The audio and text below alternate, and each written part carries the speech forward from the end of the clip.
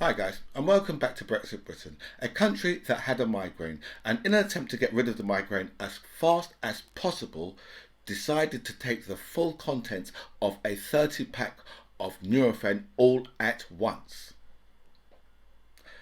Other painkillers are available. And also, welcome back to Brexit Britain.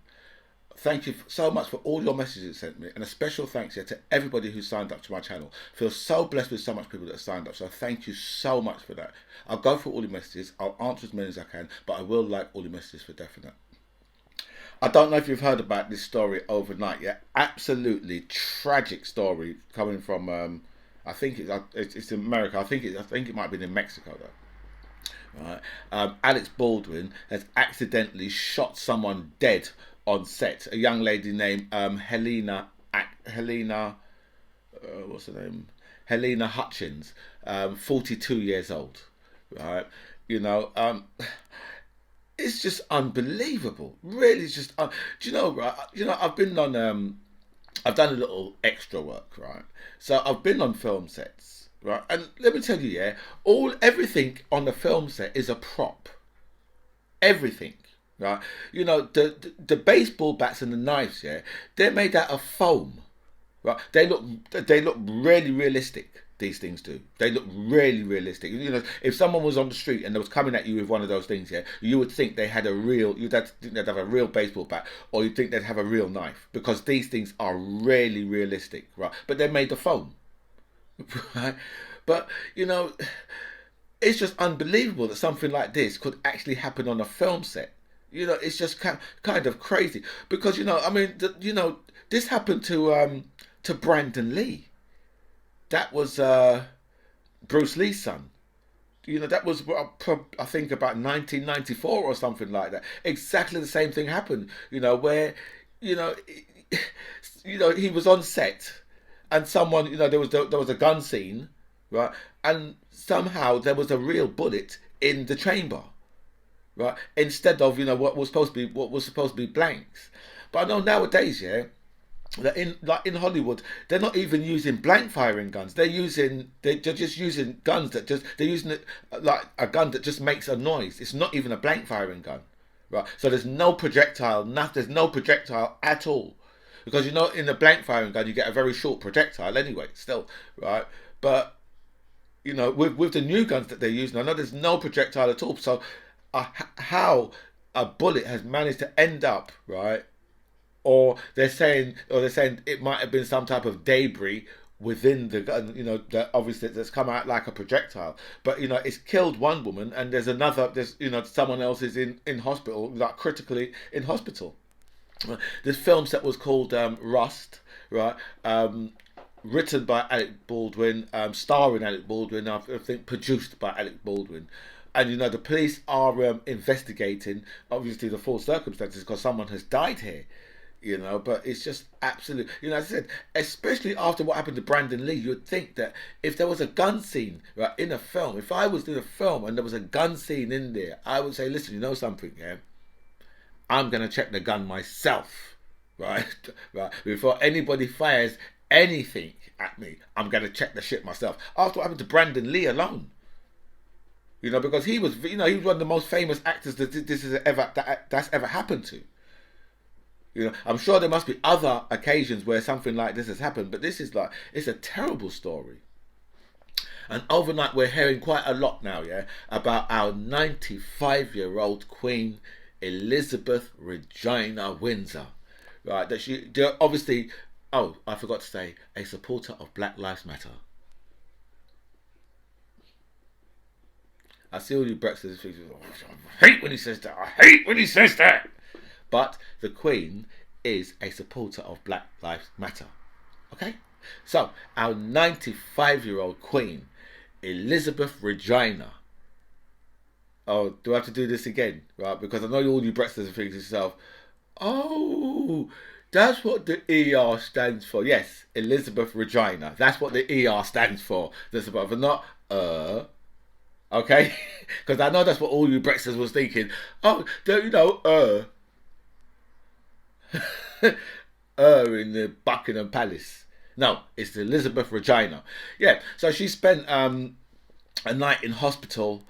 I'm hoping there's nothing too serious, because I mean the Queen, like 95 years old, right, and the woman has got 15 engagements in October. What? She's got 15 engage. She's 95 years old, and she's got 15 engagements this month. 15 engagements. No wonder the woman had to spend one night in hospital. Right? But I would hate to be the person that says to the Queen, you know what, Mom, you have to stay here for the night. Or she was supposed to be doing something in Ireland yesterday, yeah, and the doctor said to her, no, well, we don't think you should be doing it because right, because I think she might be a little bit flued up. The doctor said, we don't want you to be doing that. Could you imagine being a doctor having to tell the Queen that? And for the first time this week, yeah, it's like the first time I've seen the Queen actually walking with a stick, right? Because the Queen's never ever walked with a stick before. Do you know what I mean? Never ever before. Do you know what I mean? But as I said, the Queen's 95 years old and a supporter of Black Lives Matter, so we have to all wish her well. That's it. Right. And I don't know if you saw what Jacob Rees-Mogg has been said yesterday in Parliament. That the Tories are all good friends and colleagues, and that's the reason why they don't have to wear masks. Because I don't know if you saw Savage Javid, right? Or as I like to call him, Zippy. Because every time I look at him, I think to myself, where the hell is Bungle? Bungle and George should be somewhere near Savage Javid. Somewhere. Because you can't tell me that motherfucker don't look like Zippy. You can't tell me that. But anyway, so Zippy, right, the other day, yeah, got a very awkward question from one of the journalists. I think Financial Times or Independent, one of them. Right, but he got a very awkward question as to why, yeah, all the Tories, yeah, are sat there. Don't you people feel like damn fools, yeah, voting for the Tories? Seriously. They're all sat there, right, in the same way, yeah, that all the Republicans, right, are sat in America, right, in the Senate or in the lower house, all sat there, right, not wearing masks, right, and then you look over the other side, yeah, what I like to call the sensible side, right, on the Labour benches, and all the other benches, they're all wearing masks. In the same way, yeah, that all the Democrats are all wearing masks. And you think, what the hell is going on with these far-right fools? What is going on with these people? Seriously. Right? So Jacob Rees-Mogg thinks it's okay, right, to tell us, first of all, yeah, that we're going to be, that there's going to be cheap shoes for peasants, right? And, right, that food banks are uplifting. When you sat down nearly £1 billion, yeah, you're talking about fucking food banks uplifting, yeah. What you need, yeah, you need someone to put you in a fucking straitjacket about uplifting fucking food banks. Do something to fucking help your 18th century fool. So Jacob Rees-Mogg thinks it's okay, right, that the Tories not to wear masks, even though, right, their advice to us is, if you're in close quarters with people, right, who you don't know, because obviously, yeah, that coronavirus, yeah, has turned sensible now, and obviously it's developed a brain to say, you know what, I'm not going to infect your friends.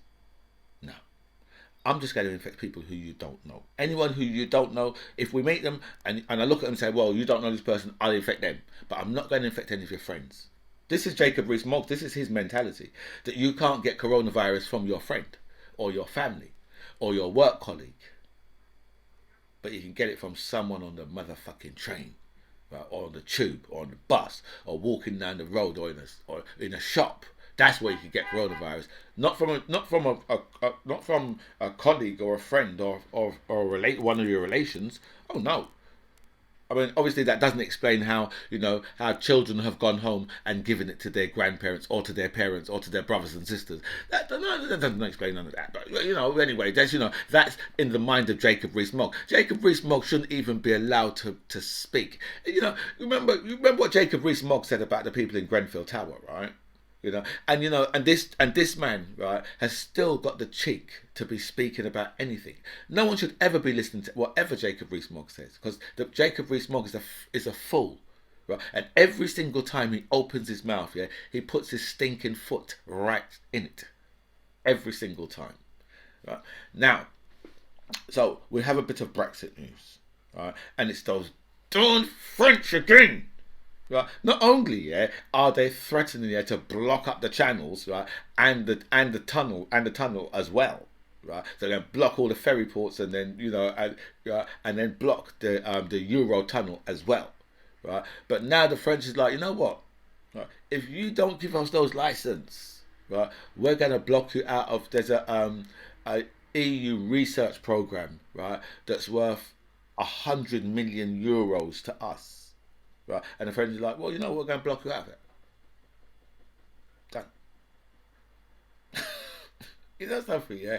Don't you Brexiters, yeah, feel? Don't you think that you've embarrassed this country enough? Look what you've done.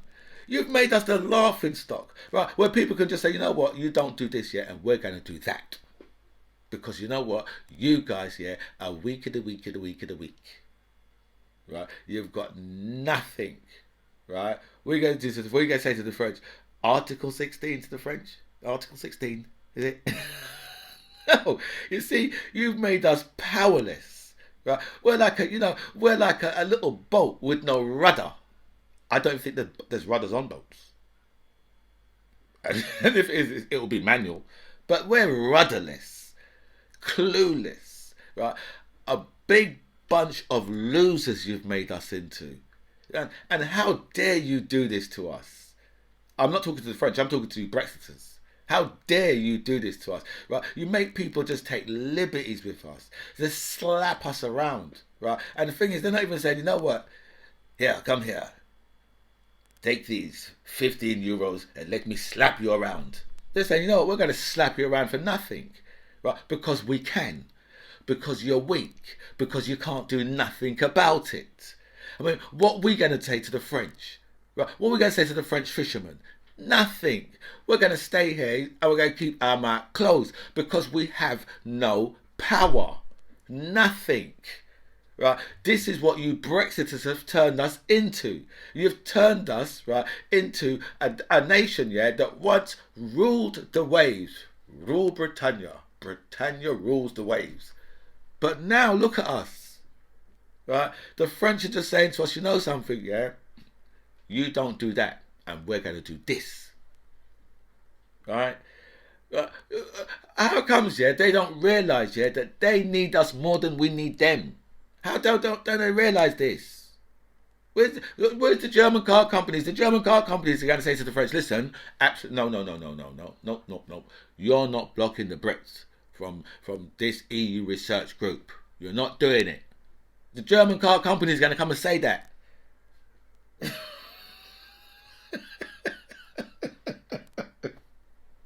Where the fuck is Digby Jones when I need him?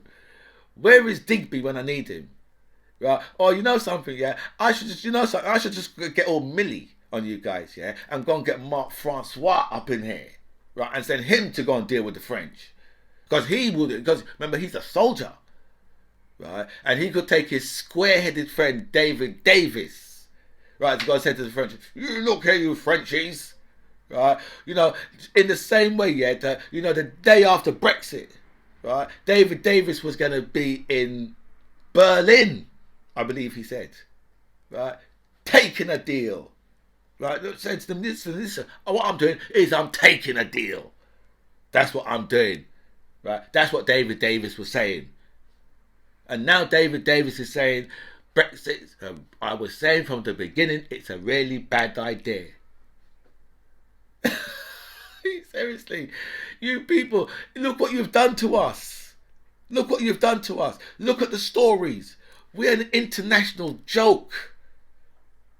Come on. Seriously, is this what you really wanted? Did you really want to see Britain on its face, on the floor, in a pile of vomit? Because that's what you've done to us. My God, you people, seriously, your racism, right, has no bounds. right? It's unlimited. Unlimited, man. Come on. Seriously, right? We are being embarrassed. Embarrassed. Okay? Hey, Brits, let me come here. You. And I'll slap you the hell around. Jesus Christ, man. Seriously. What are you people doing? Right? This, this country represents me as well. I don't want to be embarrassed like this. I don't need this in my life. I don't need, right, to look and see us so weak that we haven't even got a fight to put up to the French. We've got no fight to put up. What are we gonna do?